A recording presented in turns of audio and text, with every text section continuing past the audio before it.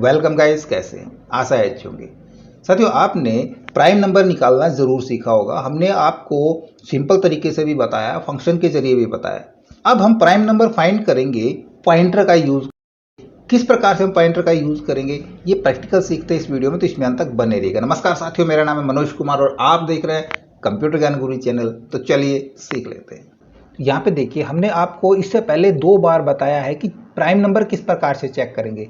एक तो हमने ये बताया लास्ट वीडियो में, लास्ट नहीं अभी कुछ दिन पहले ही हमने एक ट्यूटोरियल करवाया था जिसमें विद यूजर डिफाइन फंक्शन हमने यहाँ पे प्राइम नंबर निकालना बताया था। एक उससे पहले हमने किया था ओनली प्राइम नंबर चेक करना। अब इसी प्रोग्राम को हम पॉइंटर के साथ किस प्रकार करेंगे। तो सबसे पहले प्राइम नंबर देखो। प्राइम नंबर क्या होते हैं?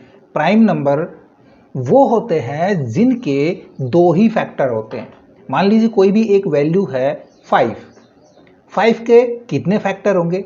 हम 1 से चलते हैं, 1 2 3 4 5। पहले 1 से डिवाइड करेंगे 5 को, तो देखो पूरा पूरा डिवाइड हो जाता है। 2 से नहीं हो रहा है, 3 से नहीं हो रहा है, 4 से नहीं हो रहा है, फिर ये 5 से पूरा डिवाइड हो रहा है।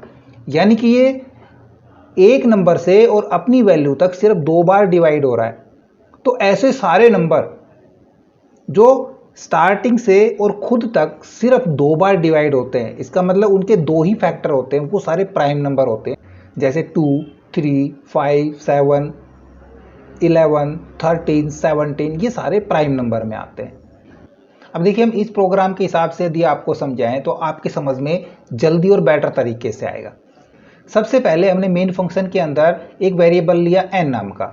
प्रिंट एफ में दिया एंटर नंबर टू चेक। जो नंबर यहाँ पे डाले यूजर, क्या नंबर डाले? जो नंबर उसने चेक कराना है, और उसको हमने स्कैन करा लिया प्रतिशत d के अंदर n को। स्टोर हो गया।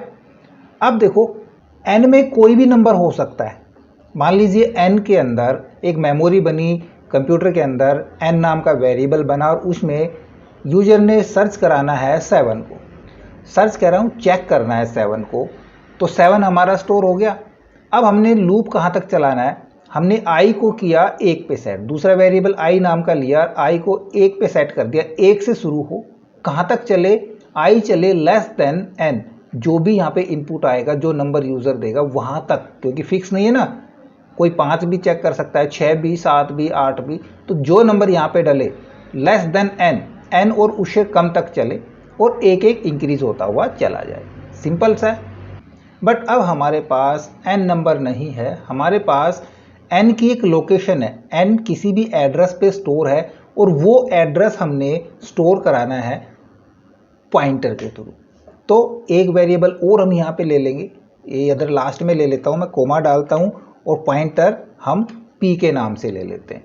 तो सबसे पहले तो n नंबर है, उसको हमने पॉइंटर में लेना पड़ेगा। जो एड्रेस है इसका वो हमको पॉइंटर पे देना पड़ेगा। तो कर देंगे p इक्वल एंड n।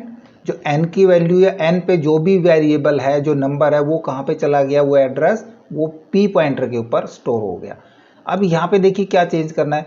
चलाना तो i को ही है, कहाँ तक चलाना है? अब लेस देन इक्वल n नहीं चलाएंगे, हम लेस देन इक्वल p चलाएंगे, है ना, क्योंकि अब वो एड्रेस हमारे पास है तो हम उस एड्रेस पे ही चले जाएंगे। उस एड्रेस में जो भी नंबर होगा वहाँ तक ये लूप चल जाएगा। अब ये लूप चलेगा, एक एक इंक्रीज होता हुआ जाएगा i less than p। i के अंदर i हमने 1 पे सेट किया है, 1 हमारा सर्च कर रहे हैं 7 को, 7 से कम है, बिल्कुल कम है, तो क्या होगा? स्टेटमेंट रन होगी। नीचे जाएगा स्टेटमेंट में, यदि n मॉडुलस i इक्वल 0, तो देखो यहाँ पे n मॉडुलस i कर रखा है, जबकि n तो अब हमारे पास नहीं है, हमारे पास क्या आ गया? p आ गया। देन यहाँ पे हम करेंगे p modulus i equal 0, p को i से डिवाइड करेंगे और डिवाइड करने के बाद जो रिमाइंडर 0 बचेगा, यदि 0 के बराबर आता है then count plus plus, count 1 बढ़ जाए। हमने काउंट को कहाँ सेट किया? 0 पे सेट किया था, तो काउंट 1 बढ़ जाएगा। अदरवाइज काउंट नहीं बढ़ेगा, ये फिर से अपने लूप पे चला जाएगा और फिर से चेक होगा। अब जैसे ये लूप यहाँ से टर्मिनेट होगा, कब टर्मिनेट होगा? वैल्यू यूजर ने डाल ली है 7, i इंक्रीज होके हो गया 8, तो 8 लेस देन इक्वल p नहीं है ना, क्योंकि 7 से कम नहीं है 8, ना ही उसके बराबर है। देन क्या होगा? ये लूप यहाँ से टर्मिनेट हो जाएगा और नीचे आ जाएगा इस स्टेटमेंट पे। यह चेक कर रहा है इफ काउंट इक्वल 2, तो क्या काउंट 2 के बराबर हो चुका है? काउंट 2 हो चुका है, काउंट 0 था, तो काउंट यहाँ पे 2 हो जाएगा, क्योंकि 7 एक बार तो 1 से डिवाइड जाएगा और एक बार खुद से डिवाइड होगा, तो यहाँ पे काउंट 2 बार ही होगा, तो काउंट की वैल्यू 2 हो जाएगी। और यदि यहाँ पे काउंट 2 मिलता है देन हमारी ये वाली स्टेटमेंट प्रिंट हो जाएगी, अदरवाइज ये स्टेटमेंट प्रिंट हो जाएगी। तो कितना चेंज किया हमने यहाँ पे? हमने सिर्फ और सिर्फ एक तो n की वैल्यू को p पॉइंटर के अंदर स्टोर करा दिया, और जहाँ पे हमने लूप चलाना था n तक वो हमने p तक चलाया, और p को ही डिवाइड करेंगे i से। तो इसमें देखो हमने चेंज किया, तो शायद आपको अच्छे से समझ में आया होगा।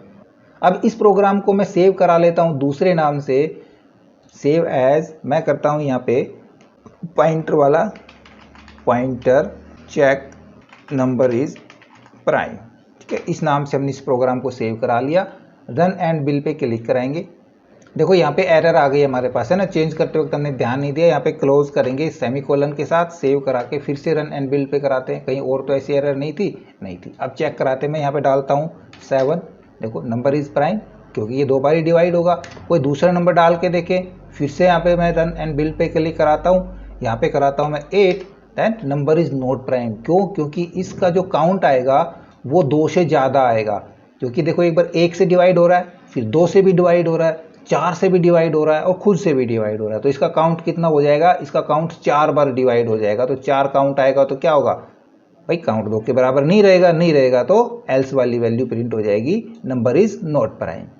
तो सिंपल सा लॉजिक था, उम्मीद करूंगा क्लियर हो गया होगा। तो एक बार प्रैक्टिस करके जरूर देखें। ओके, आशा करूंगा वीडियो आपको जरूर अच्छा लगा होगा। इसी प्रकार अच्छे वीडियो देखते रहने के लिए लगातार हमारे साथ बने रहे। हमारे वीडियोस को ज़्यादा से ज़्यादा हम दोस्तों में शेयर करें, हमें लाइक करें, और यदि नया पर चल पे तो सब्सक्राइब जरूर कर लें।